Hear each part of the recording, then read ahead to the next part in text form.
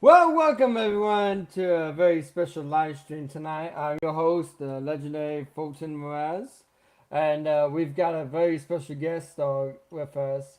He is the award-winning from America's Got Talent. You see him in circuses, and you've seen him in a lot of TV shows and everything. So we're gonna introduce him just a minute. Make sure you guys smash up the thumbs up button and share the stream. I appreciate it.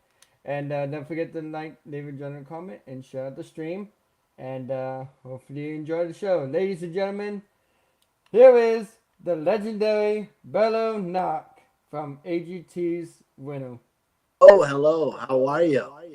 Great, how you doing, Bello? Super. Thanks for having me on. Got the bow tie for you. I see that. Wow.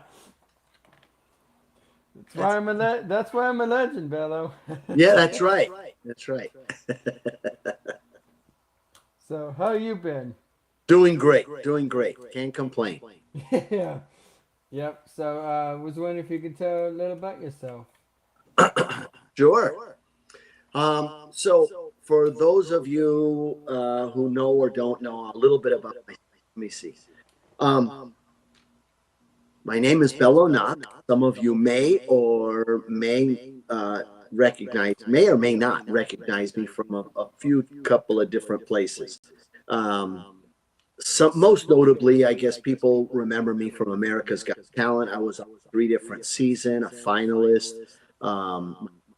Daughter was also on America's Got Talent. We did some pretty unique stuff, and I think just recently they showed the 20-year reunion, and I did something that was in the top 10 most memorable events, which was the getting shot out of a cannon flying over a helicopter. But some people may remember me from Ringling Brothers, 8 years. 8 years with Ringling Brothers, 4 different tours with the Big Apple Circus. 7 generations of my family have been entertainers. So I grew up as an entertainer at a very young age. And I think it comes down to over 50 years of performing and over 20,000 live performances. Interesting. So, how did you get with AGT for America's Got Talent? Yeah, it's funny. How long have you guys been doing that? Yeah, so it's a great show. I guess where to start. My parents were on the Ed Sullivan Show, the same show the Beatles were. So real simple, the Beatles were known. My parents were somewhat known, but no one were super known until they did that show, and it skyrockets people, right? Some more than others. The same with America's Got Talent. It's a variety show. Anybody can enter. You can be. They asked me a bunch of times to come on, and I said I don't know if I can, just because of I work places. I'm a professional. I didn't know it was like, in the Olympics you're not supposed to be pro at one time. You couldn't be pro, and then so they said we're not called Amateurs Got Talent. We're called America's Got Talent, and I thought it was fun. It was a blast. If you have a talent, if you sing, play guitar, play music on a saw, or a clown that gets shot out of a cannon over a helicopter, you can join that. And for people's opinion and the audience will let you know if you go further. Yep. So, how long have you been doing circuses? Like, how long have you been doing them, and How long have you been a stunt devil all Yeah. these years? So that's a good one. My parents were stunt people in the circus. My mom had more grace and beauty. She was the ballerina in Daredevil stuff, and my dad was more of a rough. There was just an edge to it, but very unique. They all both of them stood out in what they did. I'm the youngest of four boys. I'm the only one with red hair. As a kid, I was bucktooth, pigeon-toed, toes together like that, knock-kneed. I had a lot of things not going for me. I was a little bit of a klutz, maybe a lot of a klutz. But I learned how to do things, very simple. If you do things over and over, you get very good at it. There's no ifs, ands, or buts about it. I loved making people laugh, and I loved getting attention, but I learned how to do not just daredevil stuff. I learned everything. But just because you're a daredevil doesn't mean you don't learn how to juggle, if that makes sense. My family's background, you learned a little bit of everything.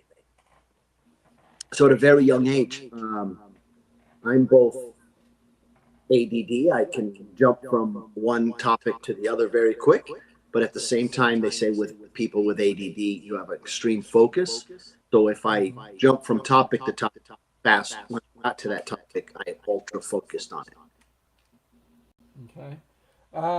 So how did you let's see, I'm trying to think of one. So how did you do the stunts, like for so what kind of stunts do you do? Yeah. So that's a good question. So one, I'll answer them like this. On AGT, people saw me do the sway pole first. I climbed the pole, and that's an act I had done and perfected for years and years and years. We played one piece of music. It was exactly 2 minutes long, and I climbed up, swayed back and forth, did a handstand, slid down, and landed perfectly on the music. Now, most daredevils won't do something timed to the music, and it's also very hard. Most daredevils don't do comedy or look at the audience and engage and have personality. They do the stunt. They focus on what they're doing. So mixing those together, but it was honed and perfected. So yes, 4 green or 4 yeses, and we want to see you again. The next thing I did was the human cannonball over a helicopter. I had never done it before, or it had never been done before. That doesn't mean none of it was ever thought of very meticulously. It doesn't mean that I just tried it and said, I wonder what happened. I had been flying through the air in many different capacities, flying trapeze, a cannon, launching a swing, jumping on trampoline, many different things. So when you're in the air, you get accustomed to it. And then landing in airbags, jumping, landing in net, high falls. So you put those together. So even though one was absolutely meticulously thought out and practiced, the other one was a first time, they're all practiced. Okay. So when are you guys gonna go back to AGT? For season 20. Yeah. They just happened and they had their birthday. So when are you gonna go back to it? I really look forward to it. They asked us for this season, and my tour schedule doesn't really always line up with their filming schedule. And that's what happens with a lot of people. It's like, I want to go back. They want me to come back. People want you to come back. I have plenty of ideas, but it works out of tour schedule because, real simple, if you want to eat, you got to work, right? I mean, if you want something, you want to buy toys and stuff like that, there's a diligence to, you have to work to earn something, or you've got to do something to get something. Okay. That's a commitment. Yes. Doing the TV show, it's free, right? You have to, you go there to compete to win the $1 million. They film the first pieces in the summer, and then they film the live pieces in the fall. So you take some time off to do the filming, what they call auditions, and then if you make it to the live round, well, then that takes up your fall. So it's not saying you can't work for months, it just has to work out. Yeah. Let me see here. So how many times did you get shot out of a cannon? So I have, I think I have a total of, and it's not many in comparison of, well, no, I guess it's a healthy medium. I have about 305 shots, which is a lot because some people have done 3,000 shots. I know two people that have done about 3,000 shots. I know someone who's done 1,000 shots. But then I've also know a few people that have done one shot. I guess it's fair to say they've done two shots. Their first and their last. They didn't do any more after that. Let me see here. So I know you went to the Indiana State Fair a couple of years ago. What was that like? Fair. I love it. So what was that like for you? So here's what's funny. We did 2 years at the Indiana State Fair, and it was one of the themes of the show, of the fair, was, I have the program here somewhere. It was right when the movie The Greatest Showman came out, and Step Right, they called it. It was themed. So I did 3 shows a day in a tent, 1,700 people per show. It was free, and it was awesome. We could have filled up 2 or 3 more shows every day just with the people that were outside waiting to get in. We just had capacity issues. Sort of the reason is there was a popularity because of the movie, The Greatest Showman, but I had played Indiana quite a few times and did a lot of, we did Ringling Brothers for 2 weeks out of the year there. Great, I think that arena, when we'd have anywhere between 10 to 16,000 people per show, 2 weeks, 16 shows a week. It's a lot of shows, a lot of people. So I had a lot of fun. And they had access to us for free as part of their ticket to the fair. And just being able to shake hands and say hi and give everyone a high five on the way out, that was cool. That's it. Yep. I love Indiana. The Indiana Fair for me, and Indiana, I love. Oh, I also do a lot of, it's called Evans, the Shrine Circus at Evansville, the Hottie Shrine Circus. It's still the biggest arena circus, or the oldest, longest running shrine circus. It's cool. Yeah, if you need me, I'll probably be there. All right. I probably need to be in the show for some reason. Yeah.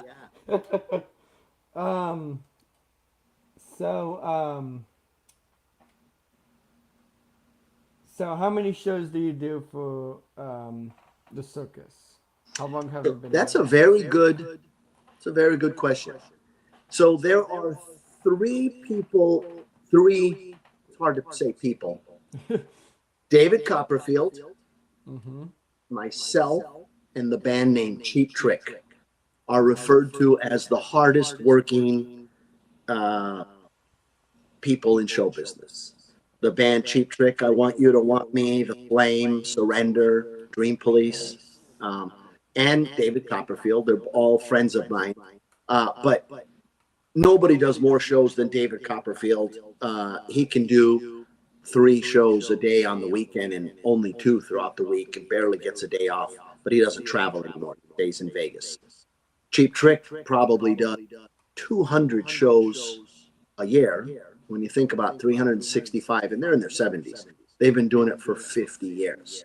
And they will play, just this week, they played the county fair in New York, 2 county fairs. They played the New York State Fair, and they also played one of the largest arenas in the country with Rod Stewart in the same week, you know, because like Rod Stewart will play twice a week. Once a week he'll play, you know, Wednesday somewhere and Saturday somewhere, or he'll play Saturday somewhere and wait till next Saturday to play somewhere else, big arena. And they were the opening act, or they shared, but they also they'll work. David Copperfield does it. I'm the same way. I will do shows. You know, I did. You know, through the Indiana State Fair. I was just up at the New York State Fair, Erie County Fair, which is bigger. I don't do a lot of fairs, but I love doing them. It's just busy.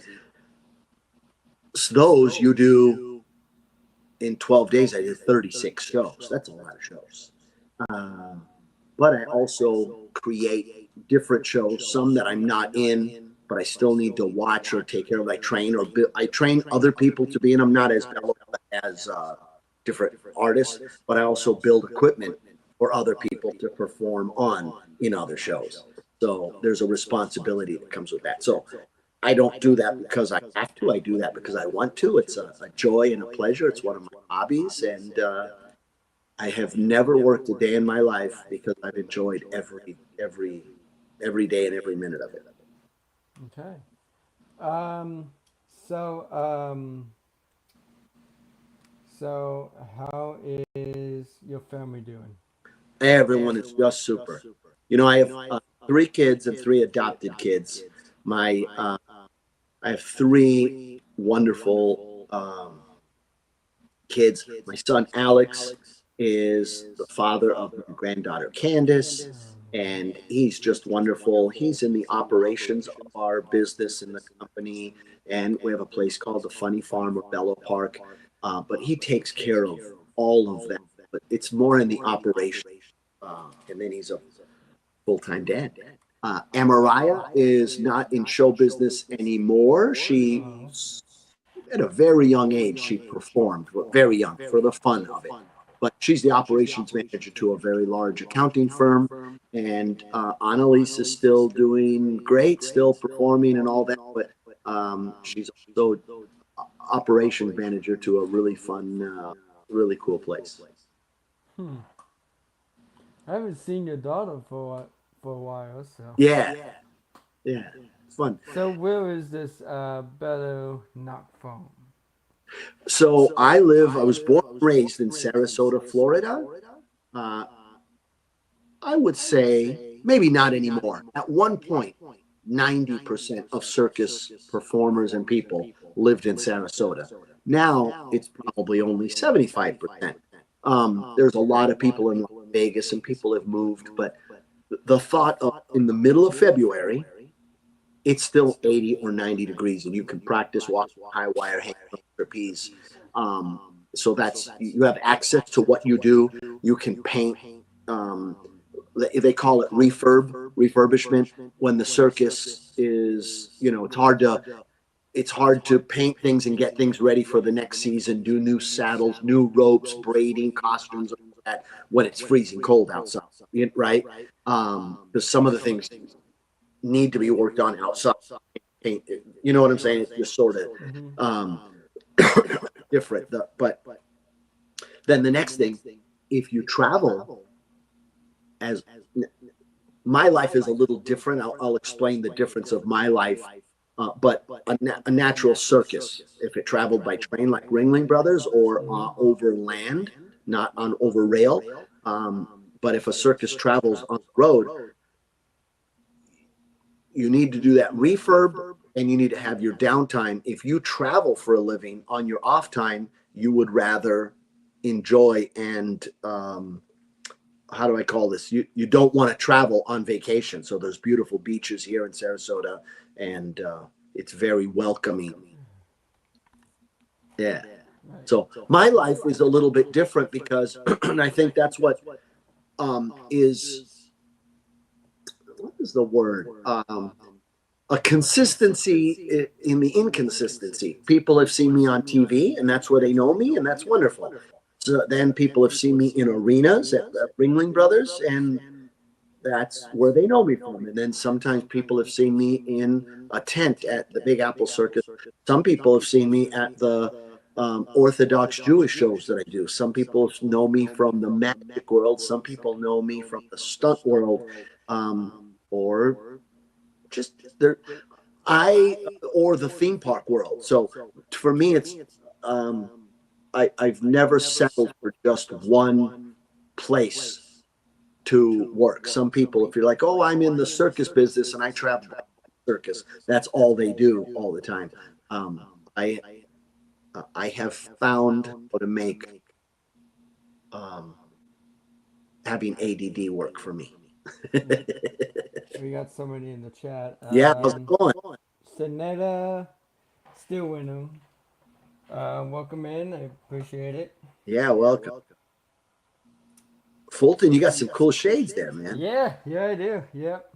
What are those? These are the red and black sunglasses. They're like from the 80s or 90s. Beautiful. Oh, that's my era. Yeah. That's why I did this all for you, Bello. Thank you. Thank you. Yeah, you're a good friend of mine, and it's just been a busy year for me. So. Yeah, I hear you do a lot. You play softball, busy year, you work. Yep, I actually play the ukulele, and wow. Mm-hmm. Ukulele, that's cool. Yep. Very do you good. play any instruments or anything?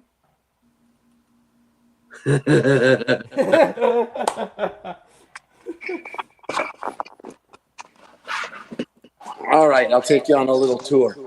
Sure, I love that.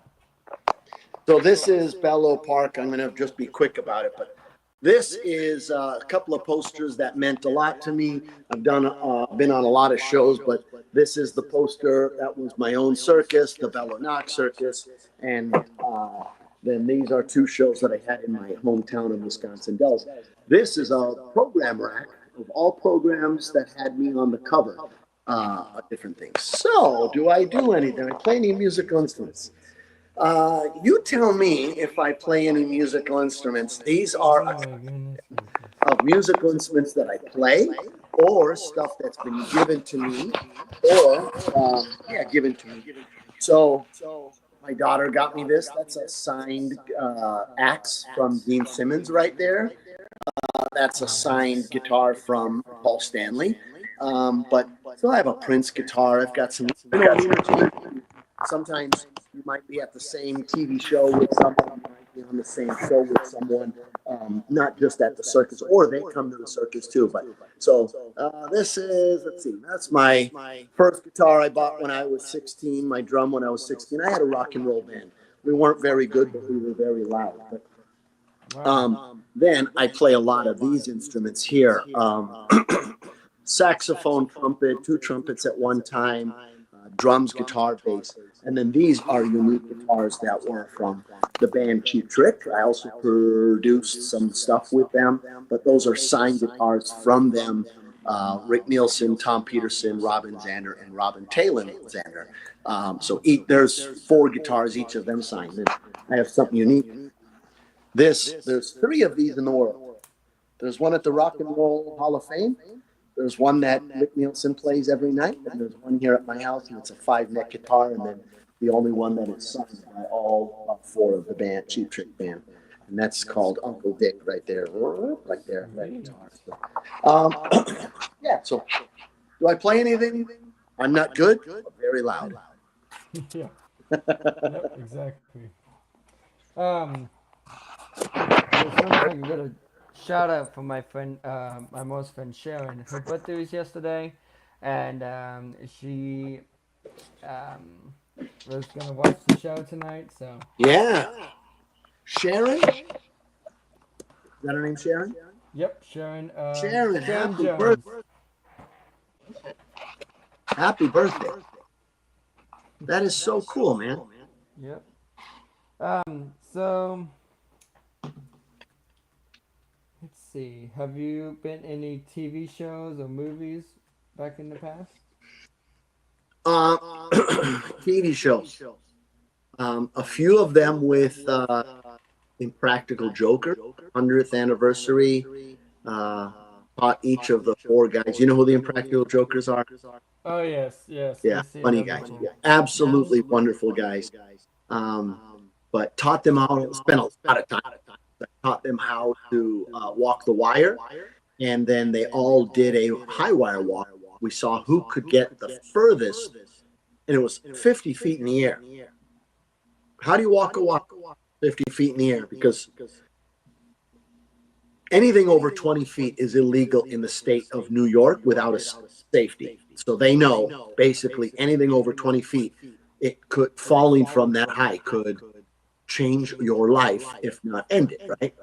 So I spent time giving each of them training, individual training, so it was a fair competition, and then provided them safety. But one of them actually made it across 50 feet in the air. And you practice walking a wire 1 foot off the ground.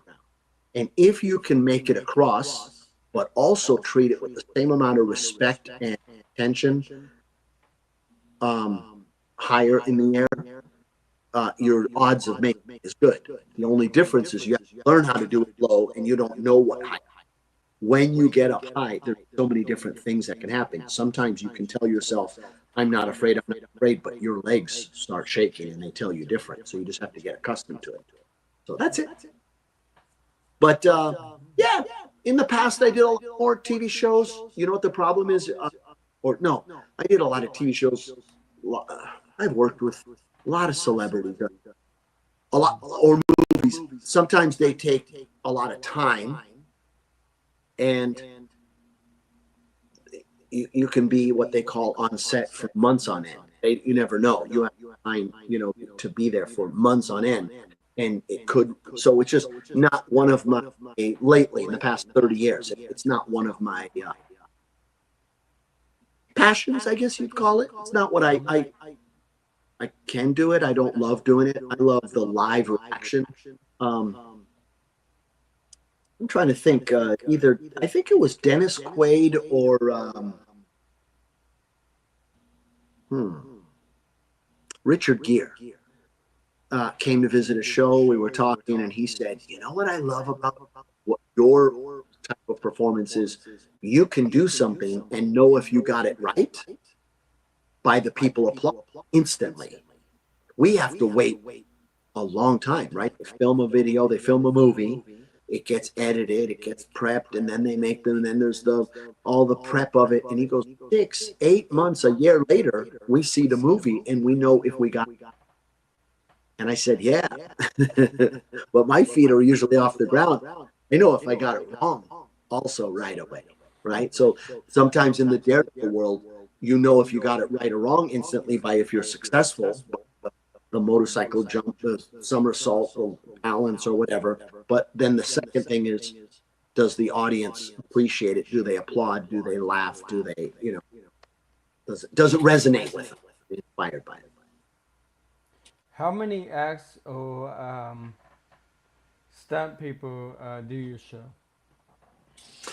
Boy, that can, that's almost like saying how big is a band, right? A band can be a one-man band at the restaurant or bar you go to, and one person with a drum machine and a guitar can and then there's the symphony orchestra that could be 88 people, 108 people, or there's a 4-person rock and roll band.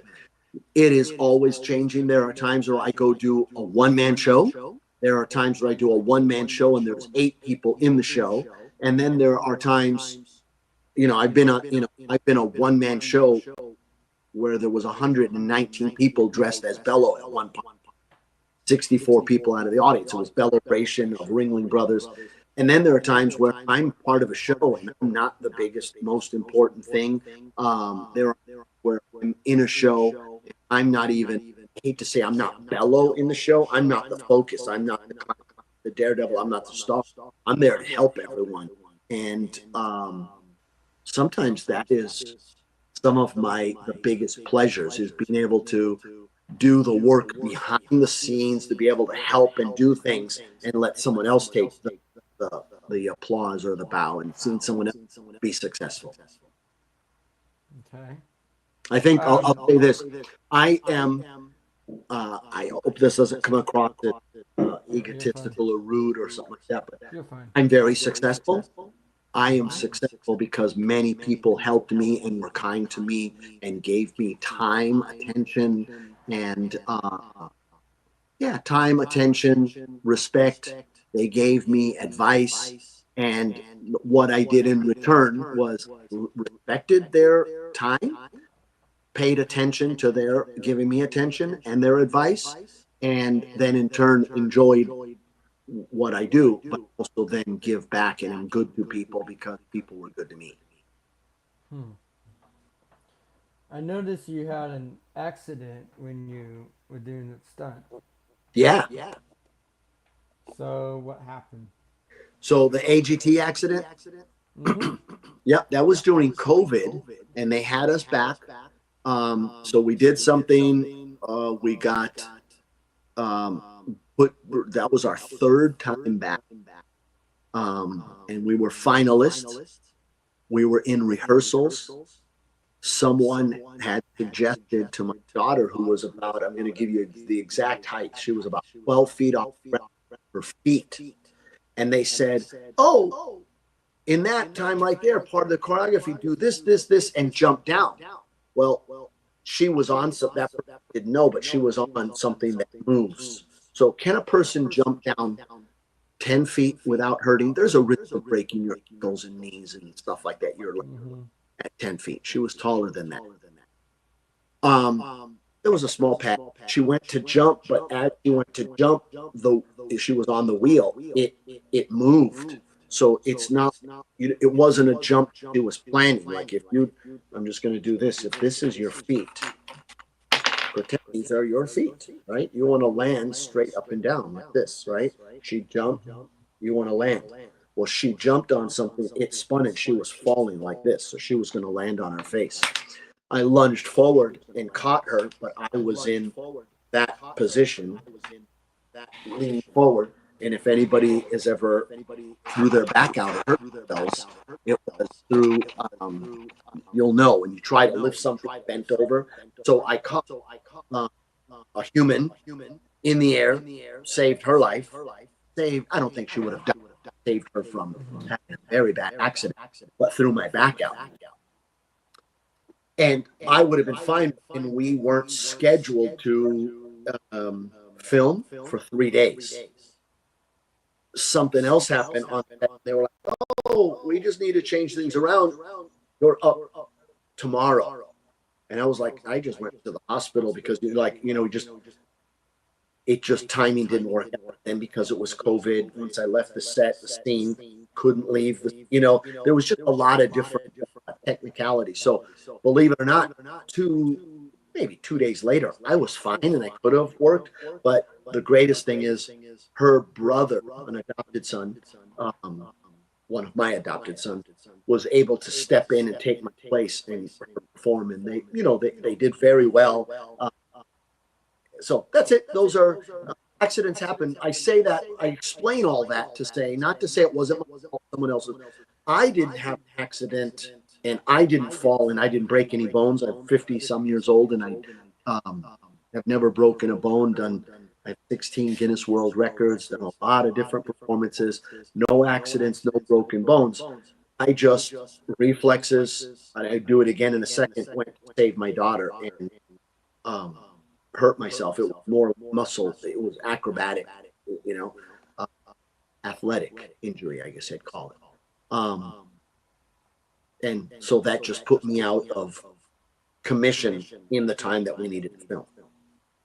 Right. And the good thing about performance, and I think it's in life, they say if you have one, you have none. You always have to have a back. Very simple. You have a car, you have a spare tire. right? Um, the spare tire, you hate to call it that. You only call it, look, a fireman is the spare tire. You don't call him until you need something else on fire. Hey, call me. Otherwise, you never. Um, that was my adopted son who stepped in and took my place. What's very, very, very cool is people will say good luck in almost anything, right? Hey, you're going to take a test. You're going to run in the wheel of death. You're going to jump a motorcycle. You're going to take a test at school today. You're going to go to work, whatever. Good luck. There is no such thing as luck. It's when preparation meets opportunity. And if you prepare for things enough and think about it, whenever that opportunity arises, you'll do very well. I'm trying to audition for that Singing in the Rain I'm doing next Oh, Sunday. cool. Mm-hmm. Cool. Yep. It's gonna. The song I'm gonna be singing is "That's for Me" from the State Fair in 1945. I don't know if you heard that one. Yeah, yeah. I want to tell you something I believe in. Sure, go ahead. Many people wondered why I went to a competition show. Being, I was already, I'm not going to say successful, but I was happy in my life, and I had I had performed on the greatest show on earth many times, right? 4,000 performances, 4,500 performances. I'm not afraid of competition. I'm not afraid of failure. They say you're only a failure if you don't try or if you don't get back up. Evel Knievel is one of the most famous entertainers. He created his own industry, jumping a motorcycle. There are thousands of people in the world that jump motorcycles these days, and they all owe, a debt of gratitude to Evel Knievel, who invented the sport. He crashed almost as many times as he jumped and was successful. He only jumped 300 times. And he was successful about, I think it was like 80% of the time, so 20% failed.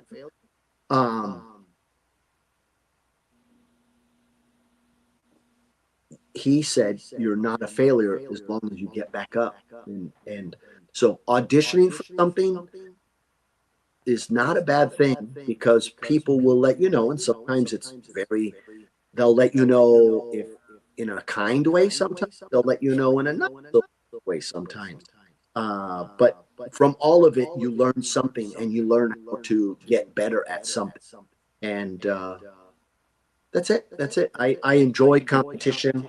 I enjoy competitiveness, not to the point where it ruins a relationship or a friendship or something like that. There is a thing of taking things too far, but sometimes that motivation of wondering how good you can be and using that to motivate you to be better, or the challenge of, I'm going to try. That's a good point.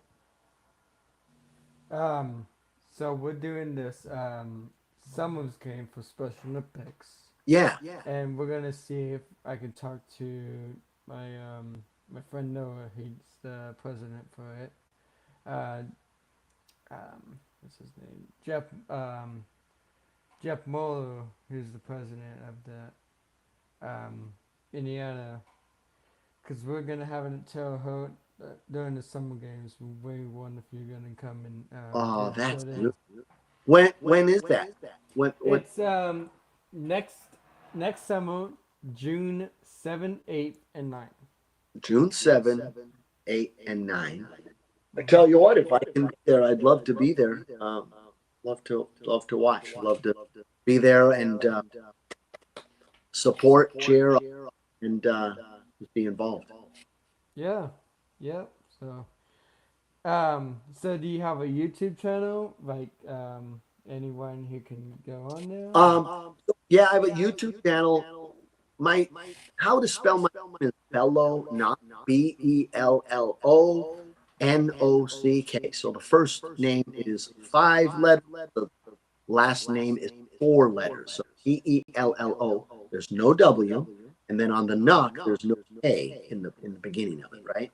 So if you look me up, social media, Facebook, Instagram stuff, and on a YouTube channel, um,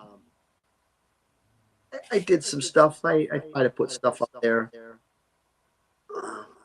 I tend to be more of a live in the moment type person, and there might be pretty. We're working on something new, something really fun that we'll announce pretty soon. But I enjoy that. Nice. So do you have a clip for us today, Bello? Like a stunt you No, did? I don't know if I have a clip, but people can look at it. If you look me up anywhere, like my website might send you to some places. You can YouTube or Google me, and whatever you do, whatever people do, you can find uh, pretty much almost anything about me or different things. But there, you know, if you look up Bello Nock in any capacity, I think Wikipedia will tell you a lot about me. From there, wherever you want to look me up, whether it's in stunts, you can see that. America's Got Talent, you can see that. Live performance, you can see that, or the YouTube channel that I have. That I think there's like 20 or 30. There might even be like 50 episodes on there that I did a virtual circus during COVID, where I was on a highwire. Things wrong. I was 60 feet away from people up on the wire doing it. And then they told me it was only 6 feet distance. So I was like, oh, okay. That people can look me up and see what I do if they're not familiar with me. And some people might not care. Or you might wait and see me at the live performance. Yep, exactly. Yes. Um, so, there's a guy I know on the Fan 107.5 The Fan. He's a sports radio guy, and I'll get you on his show. Perfect. You could do a show with him, and call you or send you an email. Um, he wants to tell you how you can do stuff um,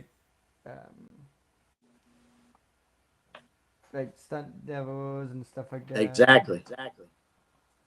Hey, I want to say thank you so much for having me on. I think this is a good start. Let's say we plan on this, and we'll get maybe do another one where we can have clips, and you could grab your clips or your favorite clips. We can play them out, and I can explain some of the things that went into, like if you play the video.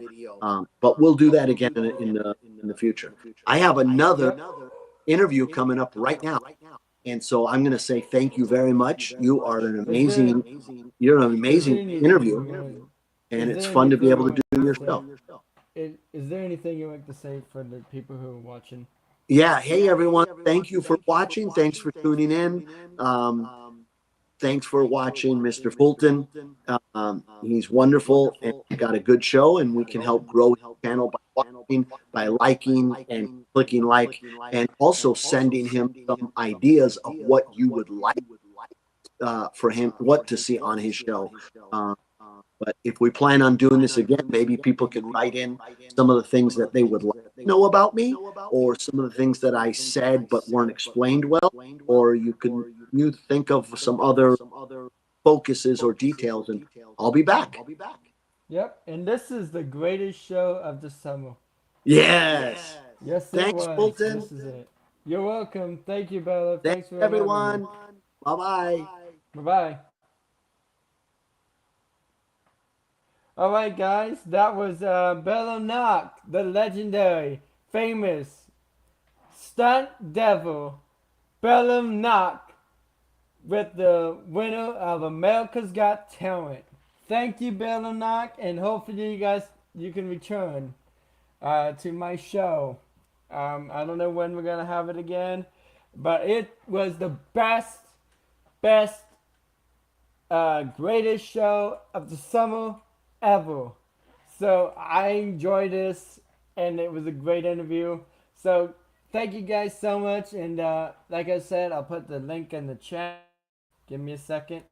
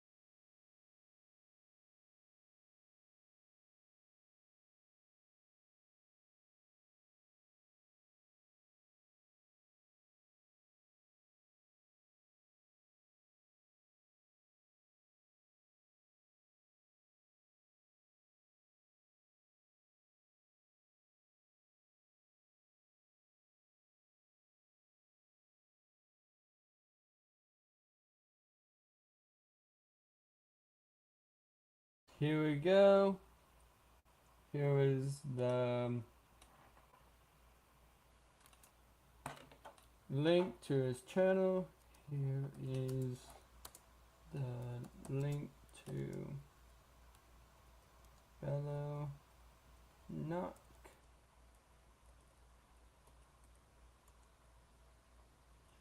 channel.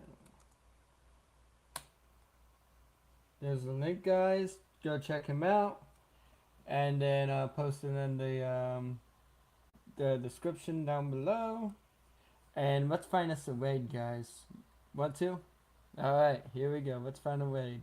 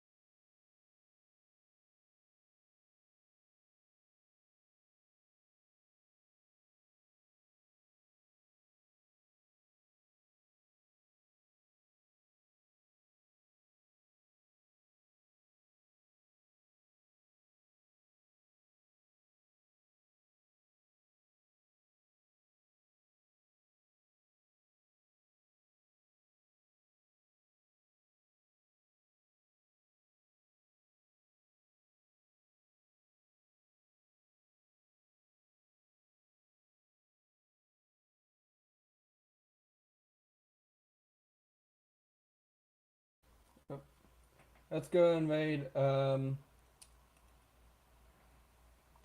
Sports Fury.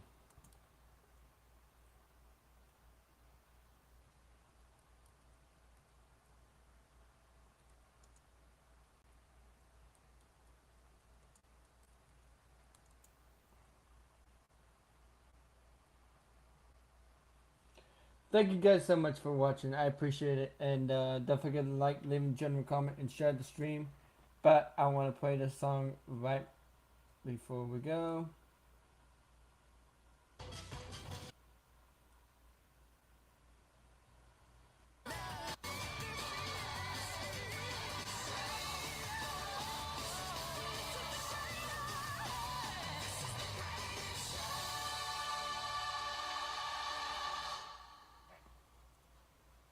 Bye!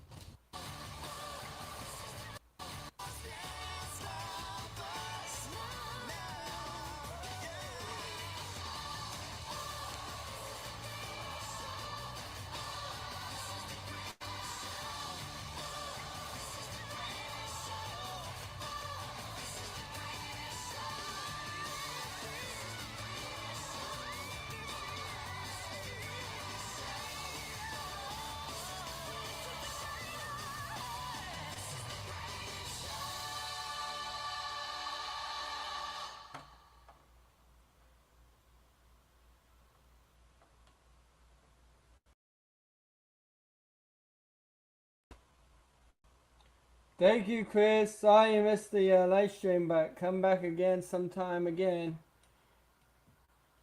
And we're going to go find a raid, so join us. Bye.